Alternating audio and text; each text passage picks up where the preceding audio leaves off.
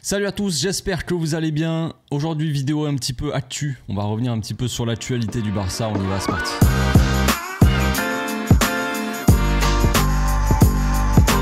Au passage, n'hésite pas à nous rejoindre si c'est pas encore fait et à partager la chaîne autour de toi, ça fera plaisir à tonton. Avant de commencer cette vidéo, une nouvelle assez triste, pour ceux qui l'ont vu, vous le savez. Didier Roustan, journaliste de l'équipe depuis 1999, est décédé, je crois ce matin ou peut-être dans la nuit, je ne sais pas, j'ai vu la nouvelle ce matin. Je suis assez choqué parce que je savais pas du tout qu'il était malade, tout ça. Bon, on va pas parler plus que ça de la maladie, mais au final, c'est assez triste parce que finalement, on a souvent tendance à critiquer un peu les journalistes. Moi-même, souvent critiquer l'intégrité des journalistes ou de la presse en général, qui passent leur temps à critiquer, à être négatif ou quoi. Enfin, on parle forcément de la presse espagnole, mais la presse française, elle est pas forcément mieux. Puis Didier Roustan, c'était quand même un des seuls journalistes encore qui était là.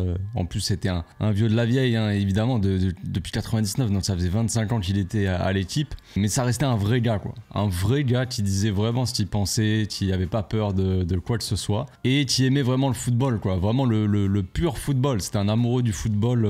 Il vous parlait des fois de football qui n'était pas forcément mainstream. Les matchs les plus gros, forcément, ça l'intéressait pas spécialement, on va dire. Il préférait vraiment le pur football de la de la rue, de ce que vous voulez. Voilà, c'était assez rare de voir un gars comme ça parler dans un journal comme l'équipe, quoi, au final. Donc c'est un des seuls vrais gars, vrais amoureux du football qui nous quitte. Et voilà, je tenais à lui rendre un minimum hommage, quoi, avant de commencer cette vidéo. Donc mes condoléances à la famille, évidemment, voilà. Donc, pour changer un petit peu de sujet, on va parler un petit peu d'actu autour du club. Donc vous le savez, il y a quand même quelques petites nouvelles de retour. Évidemment, qui dit Barça dit blessure, classique. Donc il y a beaucoup de débats, beaucoup de discussions plutôt autour de tout ça. Il y a le retour de Ansu Fati qui se prépare. Il y a le retour de Gavi. Évidemment, ça c'est vraiment la meilleure nouvelle qui puisse arriver. Personnellement, pour moi en tout cas, c'est vraiment le retour de Gavi, je l'attends comme quelque chose que je n'ai jamais attendu de ma vie, quoi. Vraiment, c'est là, quoi. Il y a rien au-dessus.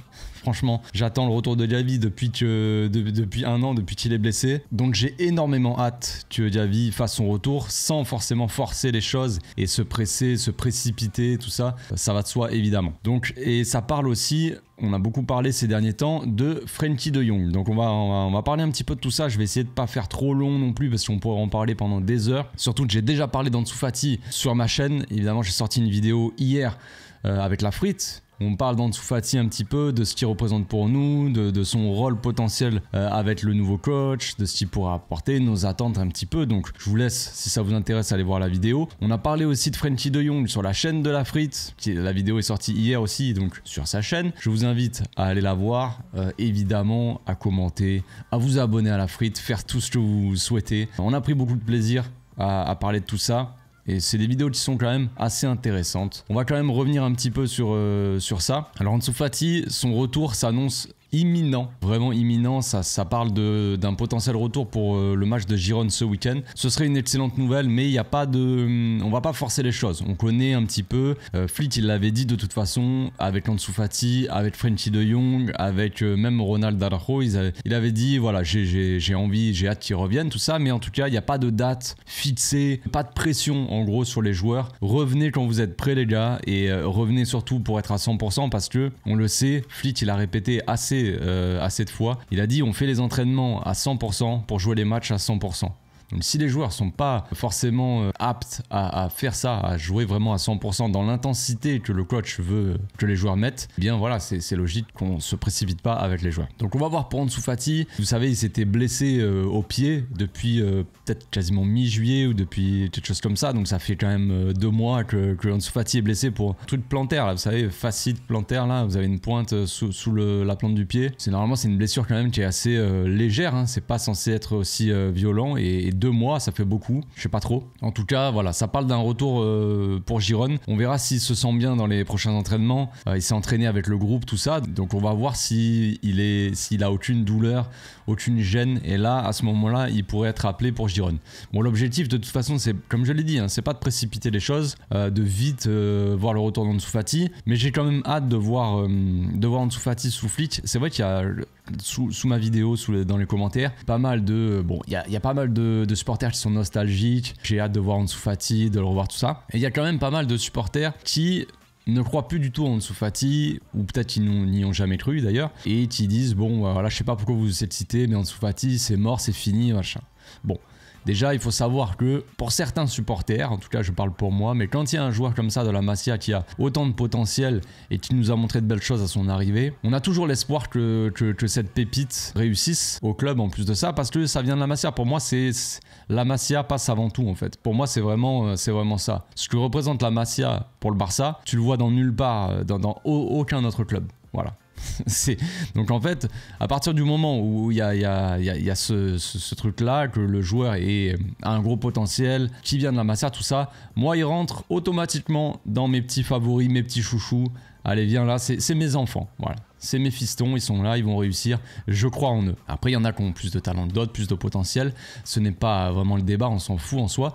Moi, ce que je veux, c'est que les mecs de la maison, ils réussissent, qui réussissent dans leur club dans le club de leur vie, leur club de cœur, tout simplement. Voilà. Et si en plus ils ont le talent, c'est parfait, c'est le mieux, évidemment. Donc Ansu Fati sous Flick, on va voir ce que ça va donner, mais Flick avait l'air d'avoir vraiment de bonnes impressions du joueur. Alors, est-ce que c'est pour vendre du papier? Est-ce que c'est pour faire un petit peu, pour donner de la confiance aux joueurs? C'est possible. Flick peut dire dans la presse, ouais, Ansu Fati m'a impressionné, monstrueux le gars à l'entraînement, incroyable, j'ai jamais vu ça de ma vie. Bon, s'il dit ça, c'est aussi pour motiver un petit peu le joueur, pour le mettre en confiance et qu'il oublie ses soucis.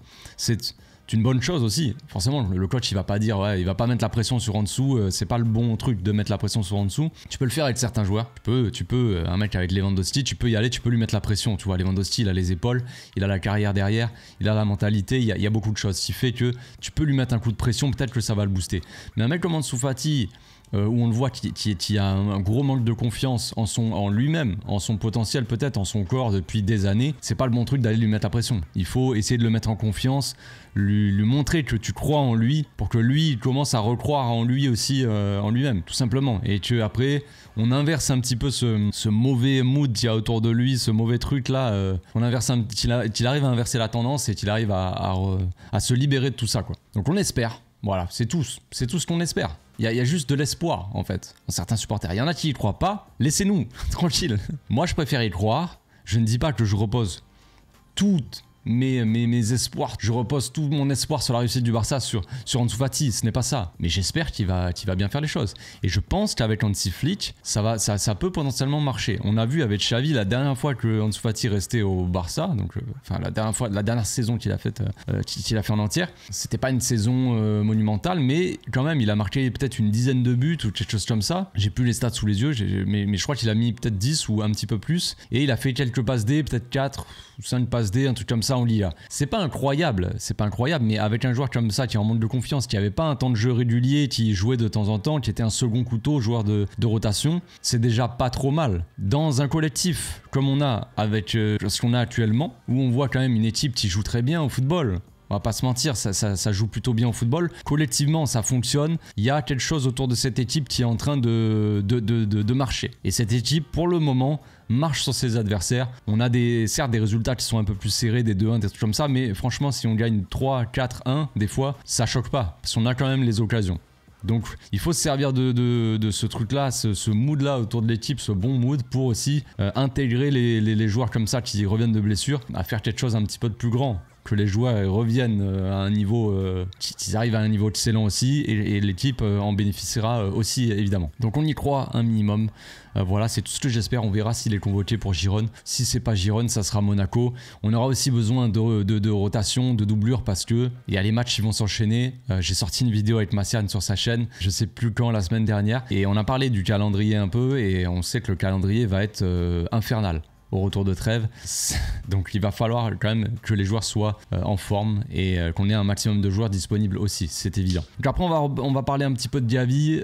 Gavi c'est Gavi quoi, hein, tout simplement. Gavi, rien que de voir Gavi jouer au football, moi ça me donne le sourire, donc déjà c'est quelque chose de positif pour moi, c'est magnifique. C'est le football. Donc retour de Gavi, on voit les vidéos du Barça à l'entraînement, on voit un Gavi qui s'entraîne de son côté, qui élève relève un petit peu le rythme. Petit à petit, tu vois, on a vu la dernière fois, il y a une vidéo qui est sortie de 2-3 minutes, je sais plus, sur Gavi qui s'entraîne, qui fait des contrôles orientés, tu es là, bon déjà tu vois que la qualité technique de Gavi, de la Gavineta, bref.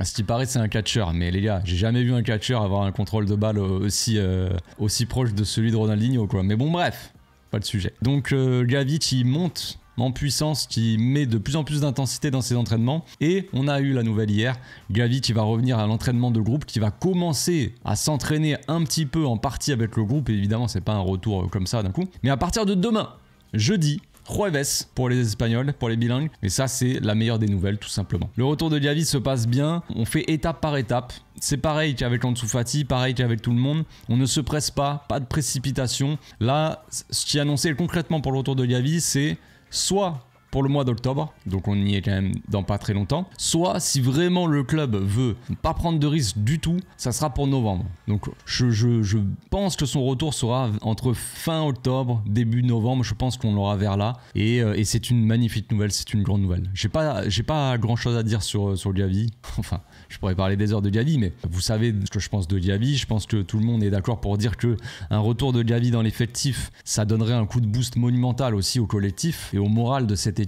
Non seulement, évidemment, un retour sur les terrains de Gavi va te booster l'équipe parce que Gavi, c'est l'âme. C'est l'âme de cette équipe, Gavi. C'est la mascotte. C'est tout ce que tu veux, Gavi. Gavi, c'est un coéquipier avec qui tu peux aller à la guerre, en fait. Et mentalement, ça te booste un collectif, ça te booste un vestiaire, en fait, d'avoir un retour de Gavi. Et puis, actuellement, le mood qu'il y a aussi dans le vestiaire, on voit tous les joueurs avec le sourire, tout ça. Ça va booster aussi un Gavi. Il va revenir dans les meilleures conditions. Gavi va pas revenir dans une équipe qui en dépression, qui tire la tronche, qui fait que de perdre, tout ça. On n'est pas dans un truc comme ça. Là, quelque chose qui entoure l'équipe de positif. Donc avoir un retour de joueur comme ça, toujours mieux qu'ils reviennent dans ces conditions. Donc un retour de Gavi, voilà, ça va booster le vestiaire encore plus. Ça va aider. Alors il va revenir petit à petit, il va faire des petites entrées de match, il va pas arriver titulaire. Moi, c'est pas ce que j'attends. Mais déjà, juste d'avoir un Gavi, comme je le dis, dans le groupe, qui vient, qui se déplace avec les joueurs, tout ça. On l'a vu souvent, Gavi se déplacer, même avec l'Espagne, aller célébrer l'Euro, il est allé avec eux. Gavi, il est très apprécié de ses coéquipiers. Et c'est pas anodin, ce n'est pas un hasard. Si Gavi, il est autant apprécié, c'est que il donne énormément à ses coéquipiers. Donc avoir un retour de Gavi dans l'effectif, dans le groupe, tout ça, qui s'entraîne et tout, c'est que du positif simplement. Et moi, je suis très très heureux. Voilà, c'est tout ce que j'ai à dire. On va finir avec Frenkie de Jong. Là, le sujet est beaucoup plus complexe. Alors, il y a beaucoup de choses qui sortent comme info sur Frenkie de Jong. Est-ce que ce sont des vraies choses ou est-ce que ce sont des choses inventées, encore une fois, pour potentiellement pousser de Jong vers la sortie? Je ne sais pas. Très difficile de dire si les nouvelles qui sortent dans les médias espagnols sont vraies ou pas. Mais on peut pas dire que ce qui se passe autour de Frenkie de Jong n'est pas un petit peu bizarre. C'est bizarre. C'est bizarre ce qui se passe autour de Frenkie parce que on nous a dit quand même qu'il serait probablement peut-être de retour là pour le début de la saison. Bon, c'était pas forcément le cas. Après, on nous a dit qu'il serait probablement de retour vers la fin de la trêve, donc le retour de trêve. Et puis finalement, non. Aucune info. Zéro info sur le retour de Frenkie. On ne sait pas quand est-ce qu'il va revenir. Grand mystère. Il y a un grand mystère autour de cette histoire. Le club veut qu'il se fasse opérer de la cheville, ce qui l'éloignerait des terrains pendant un certain temps, mais ce qui éloignerait aussi les problèmes physiques de sa cheville. Donc c'est pour le bien du joueur sur le long terme, disons. Le joueur, lui, ne veut pas se faire opérer. Il préfère se rétablir naturellement de sa blessure à la cheville. Ce qui fait que s'il revient, il reviendra probablement plus tôt s'il ne se fait pas opérer, mais par contre, il y a de gros risques qui rechute de sa blessure. Donc c'est délicat évidemment quand un club te dit vraiment pour ton bien et pour le long terme, quand ton club te dit pour le long terme vaut mieux que tu te fasses opérer, c'est pour ton bien, ça veut dire que le club potentiellement compte sur toi sur le long terme, tu vois. Il y a un projet avec toi. Si toi tu dis non mais moi le long terme, vous inquiétez pas les gars, moi je veux juste revenir, voilà. C'est un peu spécial. Donc est-ce que Frenkie de Jong a envie de rester sur le long terme ou pas? Je ne sais pas. On pourrait le comprendre parce que on en a parlé avec la frite. Il y a beaucoup de choses qui fuitent dans les médias sur Frenkie de Jong, son salaire, tout ça. Dès qu'on peut essayer de pousser vers la sortie Frenkie de Jong, on le pousse. Maintenant c'est assez spécial. C'est vrai que tout ce qui se passe autour de Frenkie à chaque fois c'est beaucoup de victimisation. Frenkie de Jong le mal aimé, tout ça. Alors que franchement quand il est arrivé, il y avait beaucoup d'espoir autour de lui. Et généralement, quand même, Frenkie de Jong est quand même assez aimé ici. Quand il est présenté au stade pour le trophée Jumper, à chaque fois qu'on cite son nom dans le stade, il est très acclamé, Frenkie de Jong. Il est aimé des supporters qui sont là. Donc après, il y a beaucoup de victimisation. Ouais, mais si Frenkie de Jong, on parle de son salaire, c'est parce qu'il n'est pas catalan. Peut-être parce qu'il a un salaire de porc aussi. Peut-être un petit peu pour ça, mais bon, je ne sais pas. Mais ça, on va pas revenir sur son salaire, tout ça. C'est Bartomeu, c'est tout ce bordel. Ça n'a rien à voir. Tout ce que je dis, c'est que ça reste quand même assez mystérieux, la blessure de Frenkie de Jong. Est-ce qu'il va revenir prochainement? On n'en sait absolument rien. Dans quel état il va revenir? On n'en sait absolument rien. Gros mystère autour de lui, on dirait qu'on n'a pas le droit d'en parler, on dirait qu'on a zéro info. Je ne sais pas. Quand ton club te dit que te conseille fortement de te faire opérer et que toi tu veux pas, c'est que tu n'as pas confiance déjà en ton club. Logiquement, tu n'as pas confiance en l'avis, on va dire, en tout cas médical, de ton club. Si tu n'as pas confiance en ton club, tout ça, je pense que le projet il est mort il est mort. Le projet est fini avec Frenkie de Jong. Ça a fait beaucoup de débats autour de Frenkie de Jong pendant des années. On attend toujours qu'il devienne le milieu de terrain qu'il était censé être, parce que tout bon joueur qu'il est, Frenkie de Jong, il n'a pas atteint le potentiel qu'il aurait dû atteindre. Ça, je pense qu'on est tous d'accord là-dessus quand même, pour la plupart en tout cas. Mais là c'est un peu la goutte d'eau en fait. Goutte d'eau qui fait déborder le vase. Donc on va voir comment ça va se passer. Mais franchement,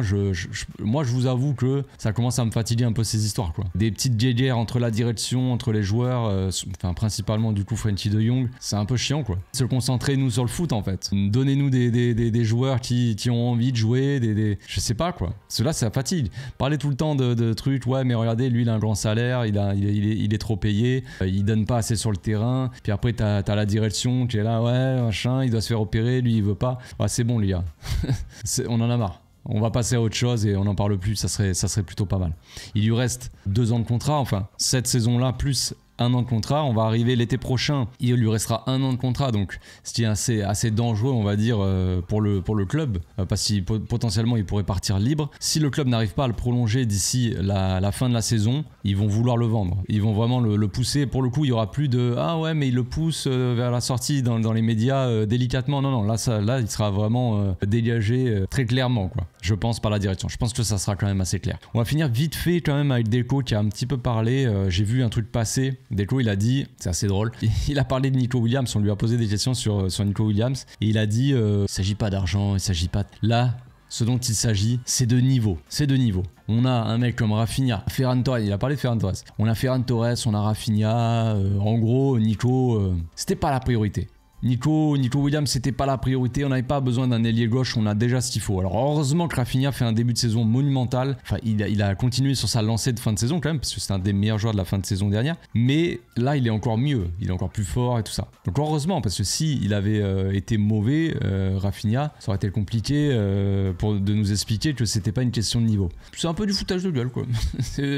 Ça n'a rien à voir avec l'argent les gars, hein. Non, on a dû sortir de l'effectif Christensen et tout, pour enregistrer Olmo, mais rien à voir avec l'argent. C'est qu'en fait Nico Williams n'a pas le niveau du Barça, donc c'est pour ça qu'on l'a pas pris. C'est ça qu'on nous dit. Les gars, s'il vous plaît, soyez honnêtes un petit peu dans votre vie, au moins une fois dans la vie, ça serait pas mal. Soyez honnêtes avec les supporters. Il y en a marre d'entendre en fait qu'on se fout de notre tronche H24, c'est un peu fatigant. Bon, il y en a, ils s'en rendent pas compte, mais quand même, pour ceux qui s'en rendent compte, c'est un peu fatigant. C'est un peu fatigant. Parce que heureusement, Nico Williams fait un début de saison très compliqué. Et oui, il y a le contre-coup de l'Euro réussi, l'échec du transfert au Barça, parce que je pense qu'au fond de lui, le joueur voulait venir au Barça. Il a reçu des coups de pression de sa famille, de son frère, de ses coéquipiers. Et le Barça, financièrement, ne pouvait pas forcément le recruter, donc très compliqué. Mais je pense qu'il voulait venir, et là, il y a le contre-coup de tout ça, et il est en train de faire un début de saison très très compliqué, voire pas forcément mauvais, mais quand même assez neutre, pour le moment en tout cas. Et du coup, heureusement qu'il y a ça, et que Deco peut nous dire que du coup,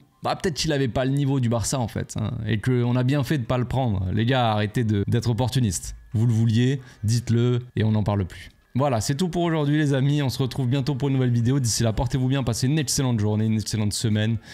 Ciao, ciao.